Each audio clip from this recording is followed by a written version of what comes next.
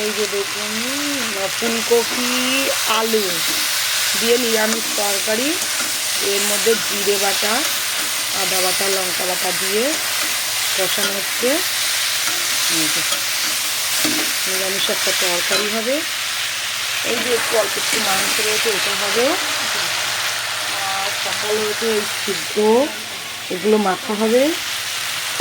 আর রয়েছে এই যে ডাল সিদ্ধ, আর হবে চাল কুমড়ো ঘন্ট, আর হবে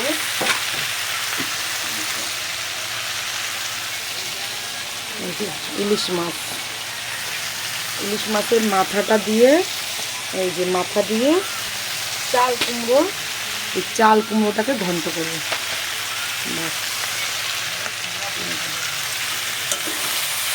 আম্বারা পেয়ারা কাঁচা লঙ্কা থালা, মাখবো কি করে, মাখবো কি করে। গরমে আম মাখা আম পোড়া শরবত ভীষণ ভালো লাগে। যাই হোক, আপনারাও করে খান, শরীর ভীষণ ঠান্ডা থাকবে। বাই।